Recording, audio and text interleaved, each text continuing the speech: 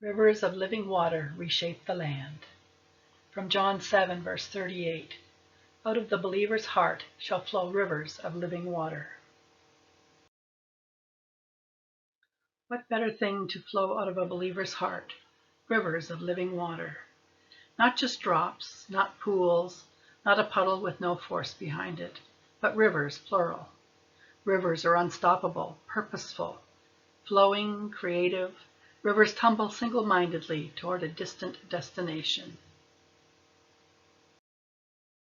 They may meander and carve new channels, leaving the old behind, but through it all they reshape the land, bring it to life even as they stay dedicated to their destination.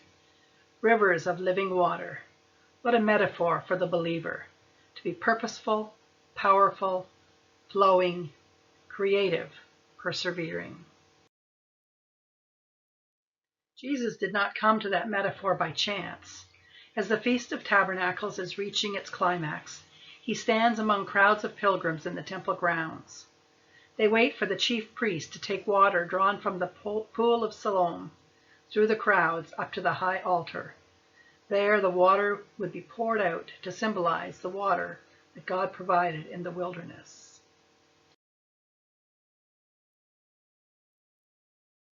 Suddenly, Jesus stands up and cries out. The word in Greek is krazēn, which means to cry out urgently, under the influence of the Spirit. If anyone is thirsty, let him come to me, and let him drink who has faith in me. The temple erupts in controversy. The authorities scurry about, seeking to arrest him. Jesus slips away, safe for the moment. The living water he will provide, the water that will flow through him, and his costly sacrifice will be offered up on another day. The guards come back empty-handed, but impressed with their quarry. Never did a man talk as this man talks. We know more than the guards. The one who calls us to flow from our hearts is Jesus Christ, God's Messiah. We who have thirsted for him, or leapt into the river of baptism, desiring to seal our faith in him, will enjoy the living water that he is, our whole life long. Because of him, we are to flow like a river, steadily, forcefully, creatively. Because of him, we are to find a way to bring his living water to reshape the land. Listen to his cry in the temple grounds. Here is one who can quench your thirst. Let your life flow with currents of his Spirit, and count it all joy.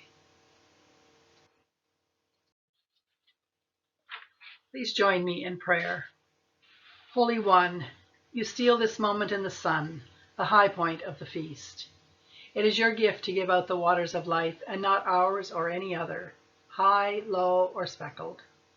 Our thirst will be quenched in you alone. In these days of Holy Week, as the tension increases and the threat of the end draws near like a bad memory, keep our focus on you and what you do as the time runs out. Across a deep chasm of centuries and in the space of an instant, let your living water rise and flow in us persistently, creatively, merrily. This is not the end. Everything begins in you.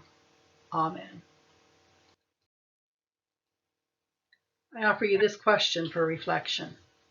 Imagine yourself not as the hands and feet of Christ, but as caught up in living water flowing, seeping, nourishing, and flooding with God's purposes.